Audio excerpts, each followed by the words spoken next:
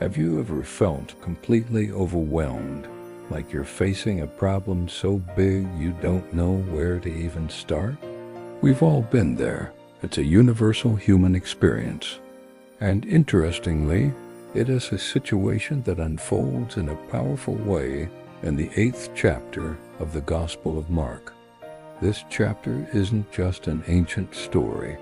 It's a profound look into human nature, faith, and the surprising ways help can appear when we least expect it. Let's set the scene. Jesus and his disciples are in a remote place.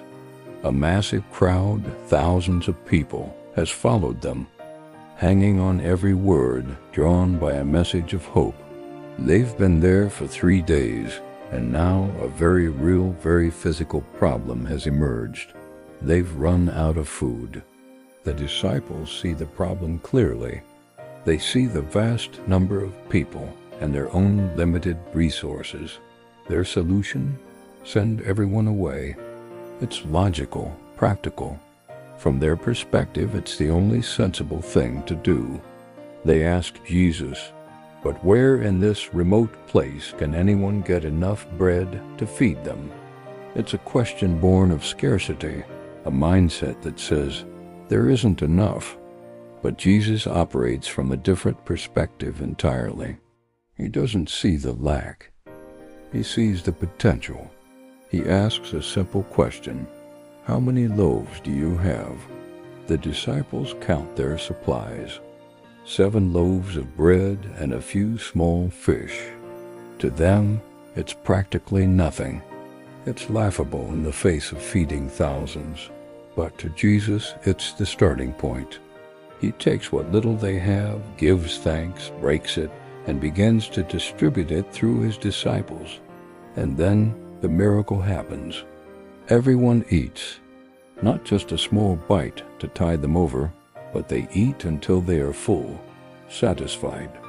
And when they gather the leftovers, there are 7 large baskets full, way more than what they started with. This event, often called the feeding of the 4,000, is more than just a spectacular miracle. It's a lesson in abundance versus scarcity. The disciples saw empty hands and empty stomachs. Jesus saw an opportunity for divine provision. He showed that when we offer up the little we have, it can be multiplied in ways we can't even imagine. It challenges us to ask ourselves, when we face our own impossible situations, are we focusing on what we lack, or are we willing to see the potential in what we already have, no matter how small it seems? Immediately after this incredible display of power, a very different encounter takes place. The Pharisees, the religious leaders of the day, approach Jesus, but they're not there to learn or to celebrate the miracle. They're there to challenge him. They demand a sign from heaven, a test to prove his authority. It's a fascinating contrast.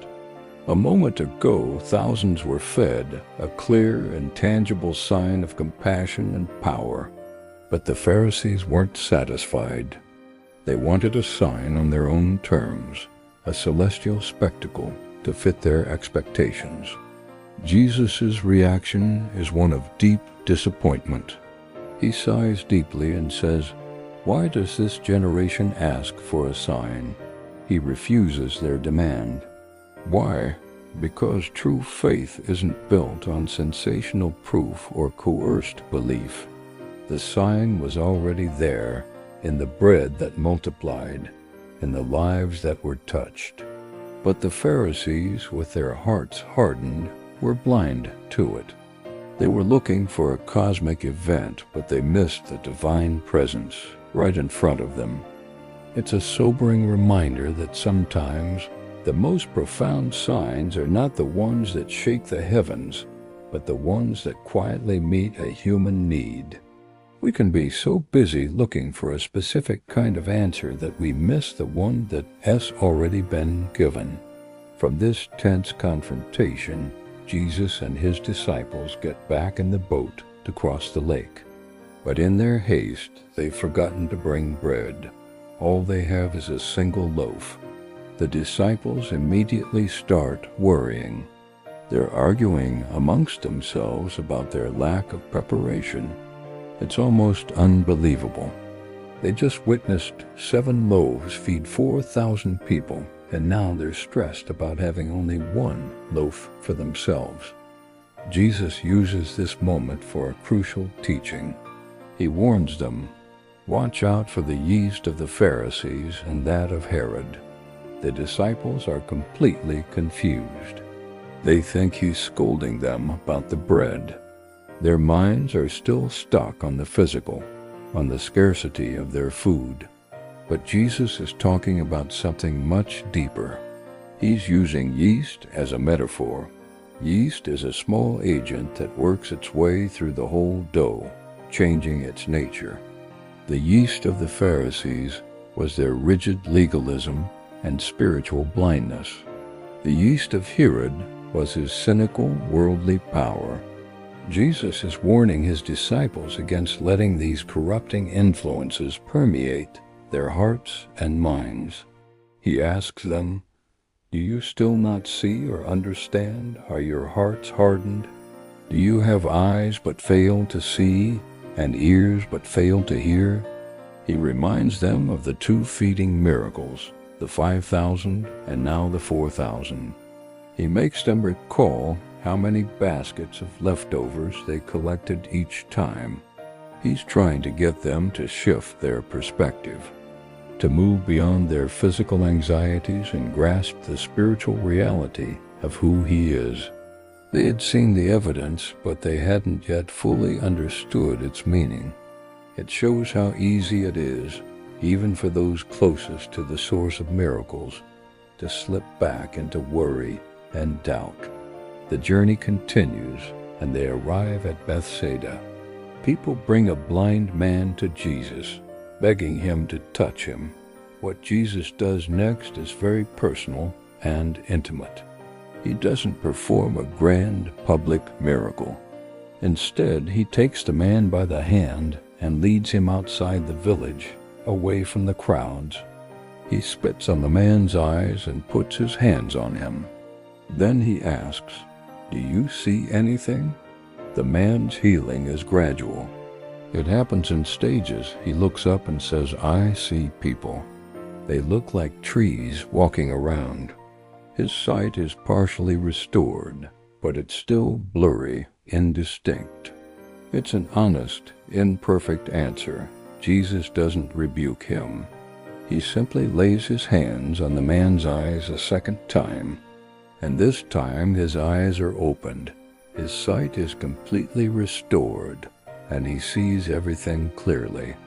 This 2-stage healing is unique in the Gospels, and it's incredibly symbolic, especially coming right after Jesus' frustration with the disciples' spiritual blindness. It mirrors their own journey of understanding. Like the blind man, their spiritual vision is blurry at first. They see Jesus, but they don't fully grasp who he is. They see him as a great teacher, a miracle worker, but the full picture is still out of focus. This miracle is a physical picture of a spiritual process, the gradual dawning of understanding. It gives us hope that it's okay if we don't get it all at once. The process of seeing clearly can take time and more than one touch. Now we reach the climax of the chapter, the turning point of Mark's entire gospel. As they're walking, Jesus turns to his disciples and asks a question that echoes through the ages. "Who do people say I am?" They give him the popular opinions. Some say John the Baptist, others say Elijah, and still others, one of the prophets. These are all high compliments. People recognize that Jesus is someone special, a man of God, but then Jesus makes it personal.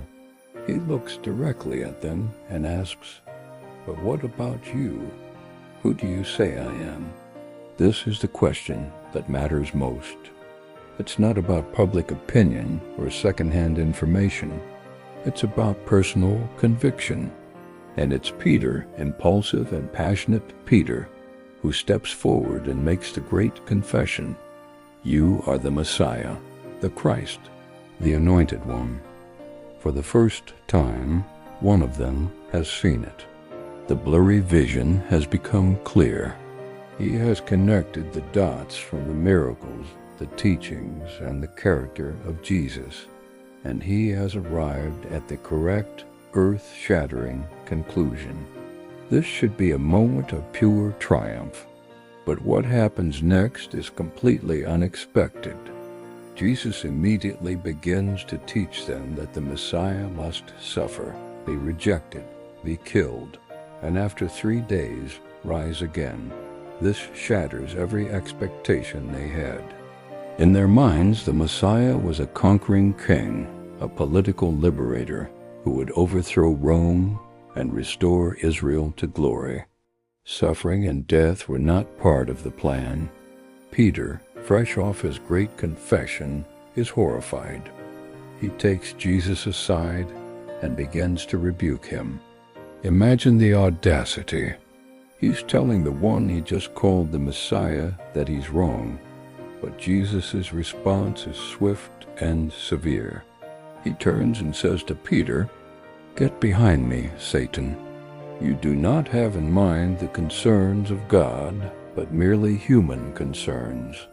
It's a shocking rebuke, but it's aimed at the temptation Peter represents, the temptation to choose an easy, glorious path over the difficult, sacrificial one that is God's will. Peter was seeing through a human lens, a lens of power and victory. Jesus was trying to get him to see through a divine lens, a lens of sacrificial love. Jesus then calls the crowd and his disciples together to lay out the true cost of following him. He says, "Whoever wants to be my disciple must deny themselves and take up their cross and follow me." The cross wasn't a piece of jewelry back then. It was a brutal instrument of execution. It symbolized ultimate suffering, shame, and death. He's saying that the path of following him is not one of ease, but of self-denial and sacrifice. He explains this paradox. For whoever wants to save their life will lose it, but whoever loses their life for me and for the gospel will save it. It's a complete reversal of the world's values. The world tells us to accumulate, to protect ourselves, to gain power and possessions. Jesus says the path to true life is found in letting go, in giving, in sacrificing for a greater purpose. He asks a final, penetrating question. What good is it for someone to gain the whole world yet forfeit their soul? And so Mark chapter 8 leaves us right there at a crossroads. It takes us from a miracle of abundance to a confrontation with blindness, from a partial healing to a stunning confession, and finally to a radical call to a life of sacrifice. It challenges our perceptions of power, our definition of faith, and our understanding of what it truly means to see. It asks us the same question it asked the disciples. Who do you say he is? And are you willing to follow where he leads, even when the path looks nothing like you expected? The answer to that question changes everything. Thanks for watching. If this story resonated with you, please like and subscribe for more deep dives into these timeless narratives.